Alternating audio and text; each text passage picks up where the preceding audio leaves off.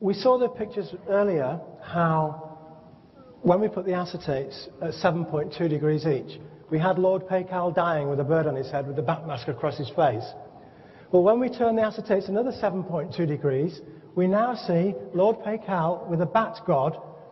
Here, there's the bat god, his two eyes, his head, and his arms. It looks like a 747 coming into land. And we have the god of death with his cloak. It's like a skeleton with its two eyes, his nose, his mouth. It's like a chimpanzee with a black hat on, with a cloak. This is the god of death on his mouth. On his head we have the god of the north, Yeotl. And Yeotl has two skeletons, one in each hand, and he's standing on the guy's head. And there's a hole in Lord Paycal's head. But the reason the hole's there is to allow for the soul to leave the body on death. The Chinese did the same thing. This is a jade suit, a jade burial suit from China.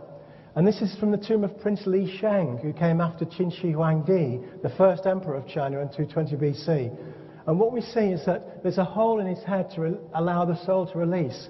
And his head, the platelets on his head contain the entire super science of the sun, which is what we were talking about earlier on, how the sun radiates radiation which impinges on the earth and all that stuff. Also, these two dragon heads, these two baby dragons, are very important because we'll find those on the Holy Grail if we get to it later on. Now, this picture of Lord Paycal dying, we had the two pictures of Lord Paycal earlier, the two heads. That was one of the heads, and the other one had a crack in the nose bridge, which I said was very important. Well, here we see the crack in the nose bridge area here. And what this is telling us, it's like breaking an egg. We've got, Lord Paycal's got this skeleton in his mouth like two hooks, and he's got Lord Tezcatlipoca Yeotl, he's the god of the north, on his head. And he breaks open like an egg, if you can imagine an egg snapping. And his forehead opens at the crack that was on the head on the floor that we saw earlier. Now, you say, why haven't these pictures been seen earlier? Well, that is the acetates without the colours. So you can see the problems of why this could never have been done before we had the computer and the overhead projector. Now, the next sequence in the pictures is this one here. Oh, sure, okay. The next picture, when we rotate the acetates again, is we see the hole in the head here of Lord Paycal's skull. His skull is a black area now. These are the bones, these are the eye sockets here. Out of the crack in the nose bridge area comes this maiden, and she opens her legs, she points to her forehead with the compasses of the Freemasons, and she laughs and smiles. Out of her womb comes a baby with a pearl in its mouth with wings. That's its back legs and its bottom, and there's its two arms. And the baby spits out a pearl, and the pearl becomes two solar babies. There's two babies there that we saw earlier, the twins, Venus. You see that, I'm afraid it's the best we can do, but do you remember the two babies were from Mexico with a solar mark on their stomachs earlier? That's what these two are. And these tell us that they're joined at the navel by a star. So this is Venus. So this tells us that when Lord Paycal died, his soul, there we see his soul coming out of his head. We've got his eye, his nose, his mouth. There's his chin. And the bird is now carrying his soul. The bird's flapping its wings and carrying the soul out of the head. And in its mouth, the bird has the pieces of the jade mask. So there's an awful lot going on in this picture. This tells us that when Lord Paycal died, his soul went to heaven. It was carried by the Quetzal bird, the baby bird that was on his head. And he was reborn as Venus, the twins. So this tells us that Lord Paycal was Jesus. He was the rebirth of Venus. I am the bright and morning star. And this is why we have the pearl in the seashell. He was Venus in the heavens. Just like it says in Revelation, I am the morning star and the evening star.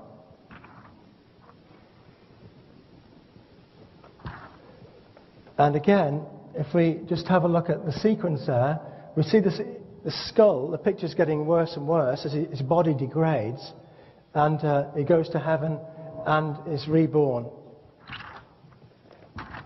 And other pictures on the amazing lid of Palenque tell us this is the Earth Mother, which is Coatlicue here, with the twins on Earth. So what we see is the two twins on Earth sucking and holding the nipples of the Earth Mother. Coatlicue had 1,000 nipples, and she had a necklace of hands and hearts. She was a god of birth and rebirth for the Maya, the mother goddess. And so we see that when Lord Paikau was reborn as Venus, the twins, he came back to Earth. And this is how we can reconcile instinct, because how does a bird know how to build its nest? This is a nest of swallows or martins. And they know how to build a nest because there were martins in the last life. How does a dog know how to round up sheep? Because he was a sheepdog in his last incarnation. And if we look at, this is a Magic Eye 3D picture that we see in the popular magazines. And if you stare at them, you can see other information. This has got the pyramids in this area here, but you can't see it until you stare at it. So somebody asked me a question during the break. How did they do this if they didn't have acetates? Well, the Egyptians have tried to tell us about this. Here we see Nefertiti with one eye, and one eye missing from the museum. It's in Berlin now, actually. And she's telling us we can only see half the information. The same with Akhenaten, the so-called father of Tutankhamun. He's got one eye missing. It's telling us we can only see half the information. And we've got a left hemisphere and a right hemisphere. Now, we need acetates because we're stupid. We have to put one here and put them on top of each other. But the Mayans were so intelligent, they opened their left eye, like the Magic Eye picture, and stored the picture, just like this one. Then they opened their right eye and stored the picture, and then the brain overlapped the two sides. So they didn't need acetates. We're the ones who need acetates because we're stupid. Now, can the brain do this? Well, the brain can do this. There's a report of a girl in England called Vicky Wilmore, and she was 10 years old, and one day she had a headache, she got up in the morning, went to school, and everything she wrote was upside down and back to front.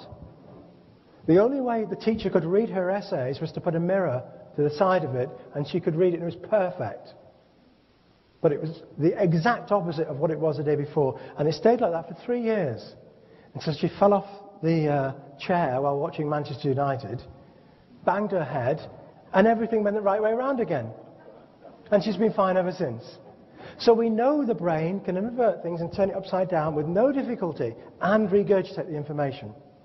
And this is how, for many years, when I was doing the work from initially the Mayan prophecies in 1995, I thought, well, no human being could do this stuff.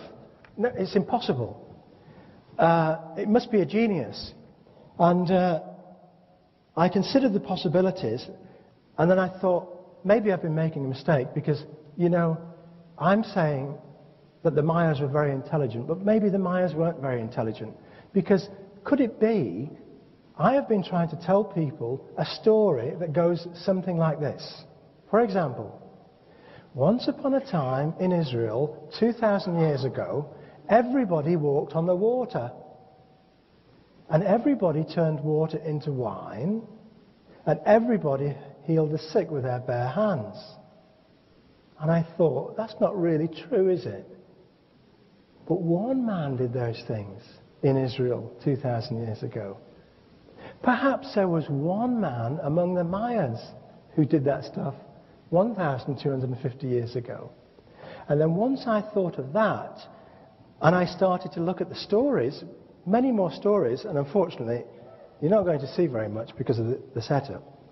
But that was the mask covering the man in the tomb. And there are actually 3 dots on here, 1, 2, 3.